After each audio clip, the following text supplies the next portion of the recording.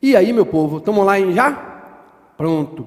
Vamos continuar aqui essa nossa análise do conceito analítico de crime, falando aqui da legítima defesa, do estado de necessidade, que a gente começou a tratar nessa primeira parte da aula aí, tratando dessas excludentes de ilicitude. Dessas excludentes de ilicitude que, lembrem, afastarão a incidência do crime, já que o artigo 23 do Código Penal traz lá a hipótese de que não há crime quando a gente atua sob o manto de uma dessas excludentes. Lembrem também que o parágrafo único do artigo 23 diz que não deve existir excesso. Então, qualquer excesso é um excesso punível. Uma pergunta que foi feita aqui, seria sobre a hipótese, em uma circunstância como essa, como por exemplo já tem ocorrido na Itália, de que alguns médicos estão escolhendo quem salvar e quem não salvar, de acordo com a chance de vida de um ou de outra pessoa. Claramente uma hipótese de estado de necessidade, em que você está diante de uma situação e que você tem que escolher quem salvar e quem deixar morrer, Claramente aí uma hipótese de estado de necessidade. E é óbvio que para que essa pandemia toda seja controlada, é importante que a gente fique em casa, que você fique em casa. Eu tenho cumprido com a minha parte, vim aqui hoje só para fazer essa transmissão dessa aula para vocês. O curso está aqui exatamente vazio, ao contrário do que costumeiramente ocorre, como eu pude mostrar para vocês na transmissão que eu fiz pelo Instagram, agora há pouco, mostrando como a sala imensa, que em geral fica muito cheia, e está aqui vazia. E eu vou também mandar um recado lá para o seu Semi, senhor do Bonfim. O senhor vai ficar em casa, a Keline mandou dizer para o senhor ficar em casa, não pode sair, não pode ir para a feira, tem que ficar aí para se proteger, porque todo mundo também está fazendo a parte, cada um fazendo a sua parte, e logo, logo isso tudo vai passar, pode ter certeza. Então vamos lá, olha só, quando é que o agente atua em legítima defesa? Vamos lá, quando ele atua para repelir uma injusta agressão, quando ele atua para repelir uma agressão ilícita, como a gente viu aí no artigo 25 do Código Penal, onde ele começa a demonstrar. Agora, o artigo 25 do Código Penal, ele diz também que o agente deve atuar para repelir, olha só, quando ele repele essa injusta agressão, é o primeiro ponto, mas ele tem que usar moderadamente, olha só, ele tem que usar moderadamente, uso moderado dos meios necessários, tá? O agente atua usando moderadamente os meios necessários. Lembrem que a gente viu que o parágrafo único do 25, o parágrafo único do 23 exige que não se atue com excesso. E é óbvio que o artigo 25, ao tratar aqui da legítima defesa, ele também impõe a ideia de que na legítima defesa eu devo usar de forma moderada, tá vendo? Eu devo usar de forma moderada, deixa eu voltar aqui, Eu devo usar de forma moderada aquilo que é necessário, o meio necessário. Claro que nessa análise aqui do artigo 25, esse uso moderado dos meios necessários devem ser também entendidos como uso moderado dos meios disponíveis. Eu vou usar moderadamente aquilo que eu tenho disponível efetivamente em mãos. Porque se eu fosse pensar, quando eu identifico essa fórmula aqui de uso moderado dos meios necessários, essa fórmula é uma fórmula de proporcionalidade, é uma forma de razoabilidade. Na legítima defesa, eu tenho que agir de forma razoável, eu tenho que agir de forma proporcional. Mas a proporcionalidade da legítima defesa não é uma proporcionalidade estrita, porque se eu fosse exigir uma proporcionalidade estrita, eu acabaria inviabilizando o uso da legítima defesa. Imagina o seguinte, se o agente vem me agredir com um canivete, eu teria que me defender com um canivete, para privilegiar essa razoabilidade estrita, essa proporcionalidade estrita. Se o agente vem me agredir com um soco, eu teria que me defender também com um soco, para pensar na existência da legítima defesa. Então, quando a gente pensa nessa ideia, em uso moderado dos meios necessários, tem uma construção aqui que é a seguinte, que fica mais adequada. Eu devo usar moderadamente os meios disponíveis, eu tenho que usar moderadamente os meios disponíveis. Então, o meio que o agente tiver à sua disposição, ele vai usar, mas desde que use de forma moderada. Imagine, por exemplo, que alguém vem me agredir com um soco, mas eu só tenho uma arma para me defender, né? E eu devo ou não usar essa arma? Claro que sim, eu estarei em legítima defesa se eu usar a arma nesse caso, mas desde que eu use de forma moderada. Eu não preciso dar 10 tiros para me defender de um soco, né? Eu não preciso dar 30 tiros para me defender de uma agressão de canivete. Ou seja, na hora que eu vou pensar na legítima defesa, eu tenho que identificar essa ideia de que eu devo usar moderadamente aquilo que tenho disponível. Eu não preciso buscar um meio que seja estritamente proporcional ao meio que está sendo usado para me agredir, porque isso, na maioria dos casos, obviamente, iria impedir o reconhecimento da legítima defesa. O artigo 25 do Código Penal, ele também traz aqui que a ideia de que o agente deve atuar, olha só, para repelir a injusta agressão, a agressão, ela deve ser atual ou iminente. A agressão deve ser atual ou iminente. Se a agressão está no passado, ou se ela é uma promessa para o futuro, não cabe legítima defesa contra ela, assim como não vai caber também estado de necessidade, porque no estado de necessidade, o perigo deve ser atual, que engloba, como vimos, o dano atual e o dano iminente. Aqui na legítima defesa, a construção é exatamente a mesma. Daí você pode pensar, e isso já caiu numa prova de primeira fase do exame de ordem, a situação que é o seguinte, duas garotas num bar, né? Não me recordo o motivo da discussão, do contexto que a questão trouxe, mas a ideia era mais ou menos a seguinte: uma garota vai para o banheiro, a outra vai até ela, desfere um monte de tapas nela e joga ela ao chão. Após isso, a agressora vira as costas e se dirige à saída do banheiro.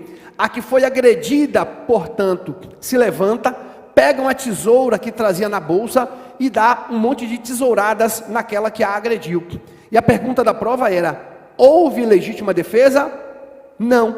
Mas por que não houve legítima defesa? Porque a agressão já havia cessado.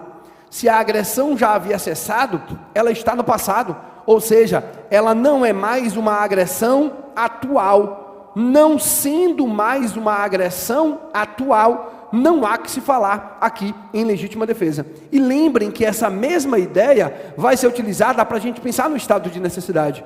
Se o perigo já está no passado, não cabe mais estado de necessidade. Se a agressão já cessou, não cabe mais a legítima defesa. Agora, é necessário também pensar na iminência dessa agressão. Imaginem que há uma hipótese em que eu estou em um determinado local, imagina que eu estou lá no meu local de trabalho, estou aqui na sala de aula, a sala está vazia, né? Todo mundo assistindo aí a aula no Brasil inteiro, né? E nós, durante essa quarentena, estamos atingindo um público fantástico, né? A quantidade de pessoas que está assistindo as nossas aulas aqui, mais de 20 mil pessoas estão assistindo essas nossas aulas online. E, claro, né, esse projeto aí do Sejais, da família Sejais, atingindo pessoas que estão se preparando para os concursos e para o exame de ordem no Brasil inteiro, né? Então, a ideia aqui é a seguinte, eu estou aqui na sala, a sala está vazia, aí quem entra aqui agora? Fernandinho Beiramar. Fernandinho Beiramar entra e diz o seguinte para mim: Leandro, da próxima vez que eu te encontrar, eu vou matar você. A sua sorte é que eu não estou armado agora. Aí eu paro e penso, poxa, se ele não está armado agora, está me ameaçando para que da próxima vez que me encontre me mate, eu vou aproveitar que eu estou armado agora e eu vou matar ele. Então eu saco a arma, dou um tiro nele e mato ele. Observa, eu atuei em legítima defesa? Não, porque em que pese essa ameaça dele ser uma ameaça crível, né? Obviamente, por ser Fernandinho Beiramar, qualquer um ficaria com medo dessa ameaça, mas observa, essa agressão, ela não é iminente, ela é uma promessa para o futuro. sendo uma promessa para o futuro, não há que se falar aqui em legítima defesa, porque efetivamente não há a iminência da agressão. Só cabe legítima defesa se a agressão estiver ocorrendo ou se ela estiver na iminência de ocorrer. Só cabe também estado de necessidade se o perigo estiver, se o dano estiver ocorrendo ou se esse dano estiver na iminência de ocorrer. Essas duas hipóteses são importantes para a gente descartar questões de prova que podem trazer pegadinhas aí, pensando em situações concretas onde não há uma agressão atual, nem há uma agressão iminente, e a gente descarta aí a ocorrência, a aplicação do artigo 23, inciso 2 do Código Penal, que vai afastar a ilicitude, reconhecendo aí a legítima defesa. Agora, aqui também, no artigo 25 do Código Penal, além dessa ideia de que a agressão precisa ser atual ou iminente, a gente destaca também a possibilidade de que eu posso atuar em legítima defesa para proteger um direito que me pertence ou um direito que pertença à terceira pessoa. E aqui, ó, a gente encaixa a ideia, ó, de proteger direito, proteger-se ou a terceiro. Tá vendo? Eu posso me proteger em legítima defesa ou proteger a um terceiro em legítima defesa. Agora, vamos lá. Presta atenção para uma coisa que certamente vai ser cobrada pela prova do exame de ordem. A gente teve o pacote anticrime, que é a Lei 13.964 de 2019, que foi publicado, olha só, essa lei foi publicada no dia 24/12/2019, ok? A publicação dessa lei ocorreu no dia 24/12/2019, a publicação da Lei 13.964 de 2019, que é o pacote anticrime, que trouxe aí várias modificações na legislação penal. Modificações essas que a gente vai analisar aqui no correr de nossas aulas, porque certamente vai ser objeto de cobrança pela prova do exame de ordem agora em 2020. Só que assim, ó, havia um período de vacácio, ok? Havia um período de vacácio de 30 dias, ok? O período de vacácio era de 30 dias. Portanto, essa lei, ela entrou em vigor, olha só, ela entrou em vigor, ou seja, passa a surtir efeitos no dia 23 de janeiro de 2020. Então, cuidado com isso, porque todas as modificações do pacote anticrime só valem a partir do dia 23 de janeiro de 2020. Se o cara praticou a conduta até o dia 22 de janeiro de 2020, eu não posso aplicar as modificações do pacote anticrime. Ok? Por quê? Porque a lei é posterior. E lembrem que no direito penal vale a regra da anterioridade. Agora, claro que se a modificação imposta pelo pacote anticrime é mais benéfica, ela retroage. E nós tivemos poucas modificações benéficas. A que a gente vai tratar daqui é uma delas, mas o que a gente vai visualizar é que na prática não mudou nada.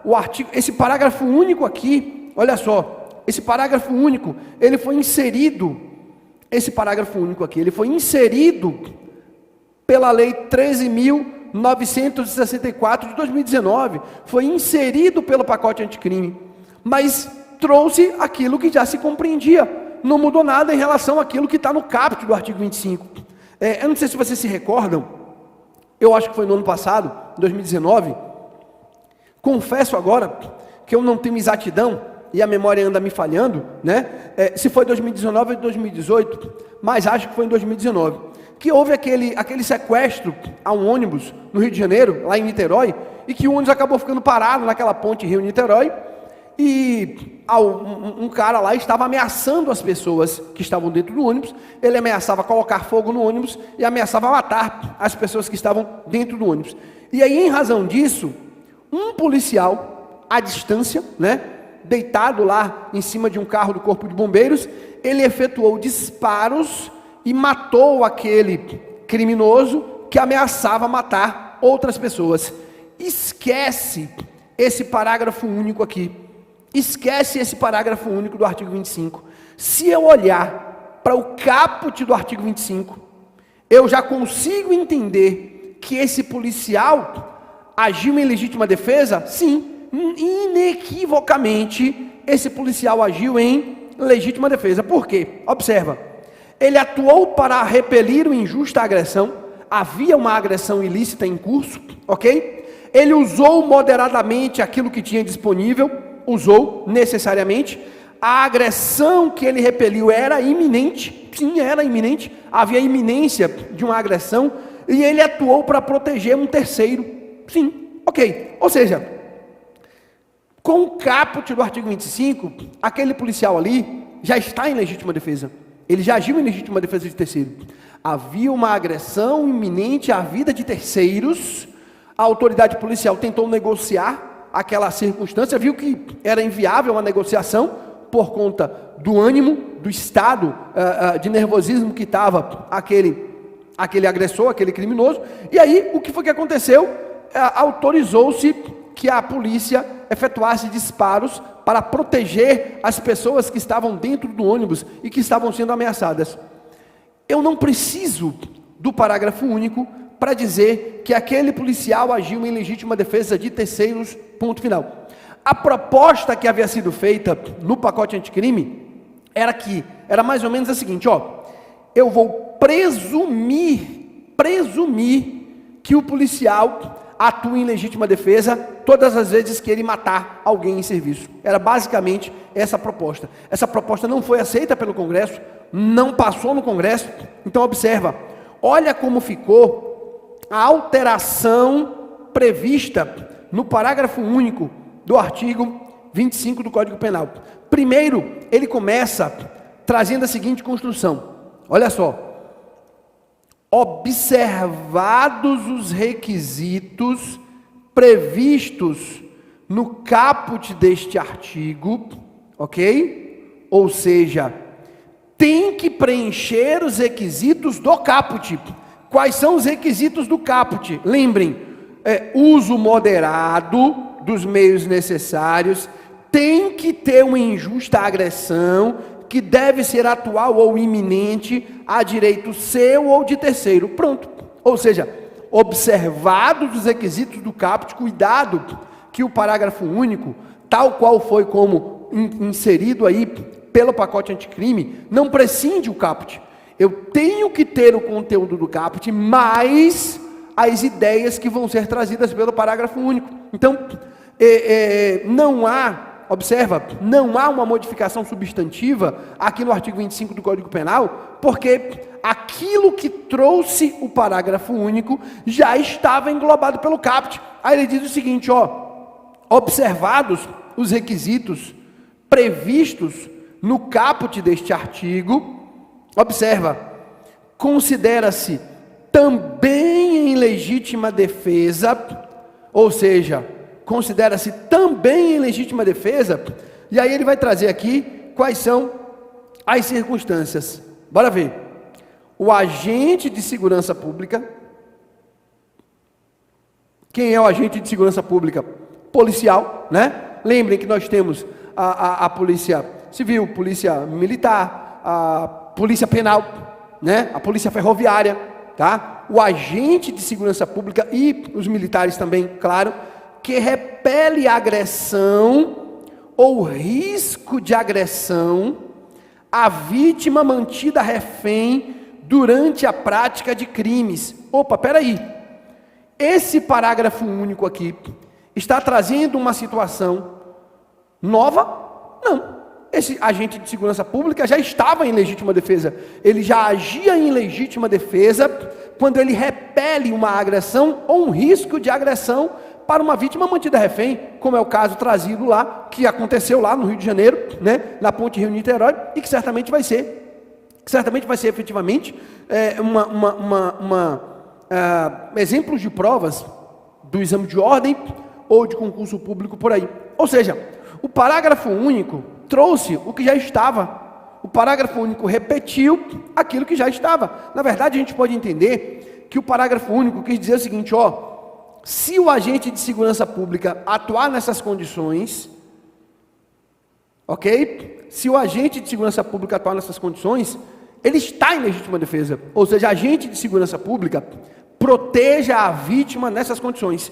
Se houver uma agressão ou um risco de agressão, proteja a vítima nessas condições, porque você está em legítima defesa. Agora, cuidado, né? Eu posso compreender isso aqui mais como uma ideia política do que como uma alteração jurídica, porque alteração jurídica não existiu, já que o parágrafo único do 25 repete o que o caput já trazia, ok? Então, essa modificação feita aqui pelo pacote anticrime, lembrem que foi publicado, olha só, no dia 24 de dezembro de 2019, mas pelo período de vacatio legis entrou em vigor no dia 23, ela não modificou substancialmente a legítima defesa. Mas é claro que isso aqui vai ser objeto de cobrança em provas, e cuidado que esse parágrafo único aqui tem uma tendência de cair como letra de lei, tá? Como letra de lei, tá bom? Mas toma cuidado com uma coisa, devem ser observados os requisitos previstos no caput. Se a prova disser que para aplicar o parágrafo único não precisa dos requisitos do caput, está errado, porque para aplicar o parágrafo único tem que observar os requisitos do caput do artigo 25 do Código Penal, tá bom, gente? Então, com isso, a gente observa aqui os conteúdos necessários para a gente compreender tanto o estado de necessidade, como também a legítima defesa. Quando é que o agente atua em estado de necessidade? Quando é que o agente atua em legítima defesa? Nessas duas hipóteses, a gente vai encontrar aí os artigos 24 e 25 do Código Penal como elementos que vão explicar a ocorrência do estado de necessidade e a ocorrência da legítima defesa. Agora, tem mais alguns aqui para a gente pensar. Eu tenho o estrito cumprimento de um dever legal e o exercício regular do direito, também como excludentes de ilicitude, lá no artigo 23 do Código Penal. E como é que eu faço para identificar as situações desses dispositivos? Simples, vamos lá, O estrito cumprimento de um dever legal, ele precisa também de alguns requisitos. Só que agora, os requisitos não estão na lei. Os outros dois anteriores que vimos, o estado de necessidade e a legítima defesa, são explicados respectivamente nos artigos 24 e 25 do Código Penal. O estrito cumprimento do dever legal, em que pese existir previsão legal dele como excludente de ilicitude, mas a lei não previu os requisitos. Então, tudo que a gente vai pensar aqui agora é construção doutrinária, é construção dogmática, que a doutrina foi pensando ao longo do tempo e a jurisprudência foi aceitando como elementos para se pensar no estrito cumprimento do dever legal. E a primeira coisa que a gente vai pensar aqui é a seguinte, olha, quando é que há estrito cumprimento de dever legal? Primeiro, quando houver um dever imposto por lei. Tem que haver um dever imposto por lei. A lei impõe determinado dever. Então, se a lei impõe um determinado dever, objetivamente, eu vou pensar aqui no estrito cumprimento do dever legal. E isso afasta, cuidado, qualquer hipótese que eu possa pensar de dever religioso, né? Imagina que o agente fez algo porque o seu guru religioso determinou que se fizesse. Não há dever legal nessa hipótese, né? Imaginem que o agente fez porque o padre mandou, porque o pastor mandou, porque o seu guru espiritual mandou, porque o pai de santo mandou. Nesses casos concretos, o dever não decorre de lei. Se o dever não decorre de lei, eu não posso reconhecer o estrito cumprimento de um dever legal como excludente dessa ilicitude aqui, tá bom? Então, além disso, além de que deve existir um dever imposto por lei, lembrem também que essa ideia vai se aplicar aqui para quem é funcionário público, ok? Aquele que é funcionário público é que, como regra geral, terá os deveres impostos por lei. Eu não vou pensar, por exemplo, para quem trabalha numa empresa privada, o dever legal. Porque, como regra geral, apenas o funcionário público terá os seus deveres impostos por uma lei. A gente pode pensar como exemplo, olha só, o CPP, o Código de Processo Penal, ele traz lá no artigo 301, o artigo 301 do CPP, ele vai trazer lá a prisão em flagrante. Olha ela aqui. O artigo 301 do CPP, ele traz aqui a prisão em flagrante. E ele diz aqui o seguinte, ó, só para a gente pensar aqui numa construção, para pensar nesse dever. Qualquer do povo poderá, mas as autoridades policiais e seus agentes deverão prender quem quer que se encontre em flagrante delito. Então, eu tenho aqui regras que serão aplicadas a duas pessoas distintas. Ó, qualquer do povo e as autoridades policiais e seus agentes. Para as autoridades policiais e seus agentes, haverá um dever legal. Eles deverão prender quem quer que seja encontrado em flagrante delito. Então observa, a autoridade policial é obrigada a prender quem quer que se encontre em flagrante delito. Os agentes policiais são obrigados a prender quem quer que seja encontrado em flagrante delito. Então, para essas pessoas, observa, para essas pessoas, o que eu tenho? Eu tenho um dever imposto por lei. Mas, vamos lá, o que é prender? Prender é cercear a liberdade. Cercear a liberdade de alguém é crime. Sequestro ou cárcere privado, lá do artigo 148 do Código Penal. Então, quando a autoridade policial prende alguém, a autoridade policial prende alguém em flagrante, a autoridade policial está praticando crime, bora analisar? Vamos lá. A conduta de cercear a liberdade de alguém é relevante para o direito penal? É uma conduta humana, voluntária, comissiva e dolosa, né? Existiu resultado? Existiu. Então a conduta é relevante, houve resultado, tem nexo causal, porque foi a conduta do agente que causou o resultado, e tem tipicidade. Ou seja, é fato típico. Agora, o policial, ao prender alguém em flagrante, está praticando fato típico? Está. Mas é ilícito? Não, porque ele está no estrito cumprimento do dever legal, e o estrito cumprimento do dever legal exclui a ilicitude.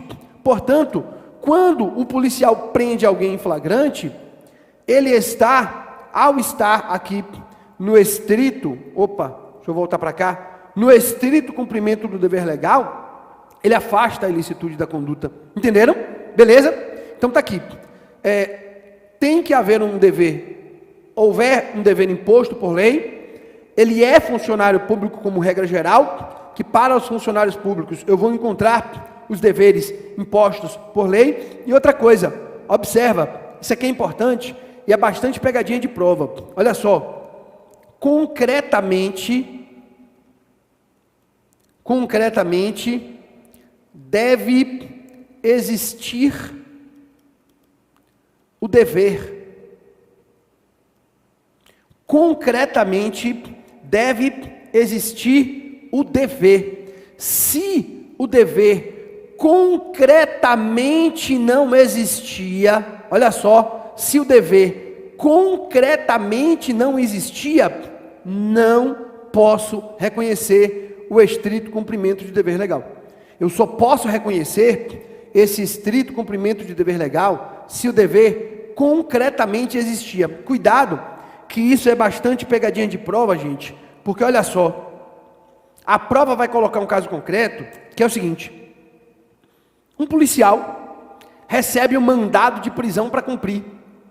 Quando ele cumpre esse mandado de prisão, ele está cerceando a liberdade de alguém. Ao cercear a liberdade de alguém, ele está praticando um fato típico do crime de sequestro.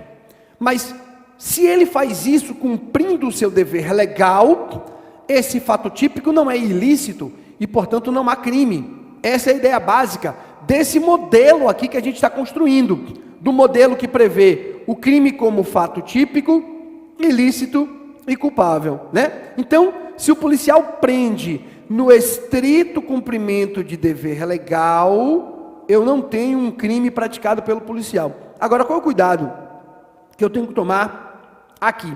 Porque a prova pode trazer um caso concreto, a prova pode colocar você diante de um caso concreto, em que o policial atua no estrito cumprimento do dever legal, né? E aí eu afasto a ilicitude. Ou a prova pode colocar um caso concreto para você achar que o policial atuou no estrito cumprimento de dever legal. A hipótese bem comum de se colocar é a seguinte: o delegado entrega para o policial um mandado de prisão falso e o policial não sabe de nada. O delegado, ele efetivamente falsificou o mandado de prisão, ele fez o mandado de prisão lá falso, sem que o policial soubesse de nada. O policial foi lá e prendeu aquele suposto criminoso, achando ele policial que estava agindo no estrito cumprimento de dever legal. E aí a prova vai te perguntar: e aí?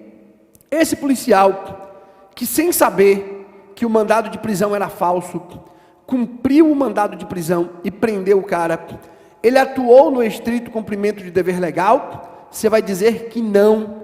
Por quê? Porque eu só posso reconhecer o estrito cumprimento do dever legal, lembrem, se o dever existia concretamente, deve existir o dever concretamente. Sem isso, eu não vou aplicar o estrito cumprimento do dever legal. Leandro, peraí, mas não é justo, porque aí o policial não sabia de nada. Eu sei que não sabia de nada. Cuidado, quando eu digo que não há estrito cumprimento de dever legal, eu estou querendo dizer que eu não vou afastar a ilicitude, que a conduta dele é ilícita, ok, mas eu não estou querendo dizer que é crime. Por quê?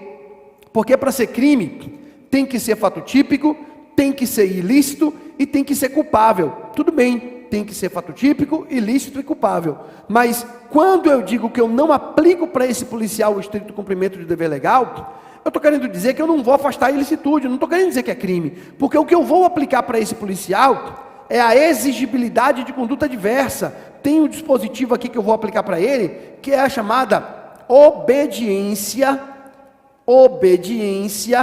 hierárquica, que a gente não vai ver hoje, tá? É a obediência hierárquica que vai afastar o crime do policial que agiu sem saber que o mandado de prisão era falso. Entenderam? Então, nesses casos, preste atenção, pegadinha de prova. O policial cumpriu o mandado de prisão falso. O oficial de justiça cumpriu o mandado de busca e apreensão falso. Eles não sabiam que era falso. Aí a prova vai dizer para você: eles estavam no estrito cumprimento de dever legal. Não estavam, porque o mandado de prisão era falso, porque o mandado de busca e apreensão era falso. Eles não estavam no estrito cumprimento de dever legal. Mas isso não quer dizer que é crime, porque o que eu vou aplicar para eles é a inexigibilidade de conduta diversa, lá do artigo 22 do Código Penal, que vai excluir para eles, necessariamente, a culpabilidade. Entenderam? Fechado? Então tomem cuidado com isso, que isso é uma pegadinha de prova. Eu só reconheço o estrito cumprimento de dever legal se concretamente o dever existia. Então, esses são os pontos para eu pensar no estrito cumprimento de dever legal. Tem que haver um dever imposto por lei, o cidadão, como regra, é funcionário público e concretamente o dever existia. Agora, observa, lembra, não pode haver excesso, lembra disso. Em nenhuma das excludentes de ilicitude pode haver excesso, porque o agente deve cumprir estritamente o que a lei manda. Quando ele cumpre estritamente o que a lei manda, eu afasto a ilicitude. Se ele se excede, é com ele, como se diria aqui na Bahia, né? É com ele, Oxóssi, Luiz Caldas, Sarajane e os Cocos. Eu não vou afastar a ilicitude da conduta dele, ele vai responder por aquele excesso efetivamente praticado. Imagina um exemplo em que um oficial de justiça recebe um mandado de busca e apreensão para apreender uma moto. E no mandado de busca e apreensão tem dizendo que a moto vale cerca de 10 mil reais, que é para cobrir um gasto em um processo, uma indenização de cerca de 10 mil reais. Aí ele vai, chega lá, olha para a moto, vê que a moto está toda acabada, né? Estava lá no relento, sem ninguém usar há 2 anos, e ele olha para a moto e diz, essa moto não vale 500 reais. Mas o mandado de busca e apreensão mandou apreender a moto. Aí ele olha que tem um carro do lado e vê que o carro vale mais, né? E percebe que o carro é do mesmo proprietário, do débito da moto. E aí o que ele faz? Ao invés de apreender a moto, ele apreende o carro. Nesse caso concreto, obviamente, ele não cumpriu estritamente o que a lei manda. Se ele não cumpriu estritamente o mandado, houve excesso. E se houve excesso, ele responde por esse excesso, porque esse excesso é ilícito. E essa responsabilidade, claro, vai ter que se analisar na visualização do preenchimento dos demais elementos do conceito analítico de crime. Tá bom? Então, o estrito cumprimento do dever legal, lembrem, é aqui, segundo o artigo 23, inciso 3 do Código Penal, excludente de ilicitude, excludente de antijuridicidade. E o que falta para a gente concluir aqui o artigo 23? O exercício regular do direito.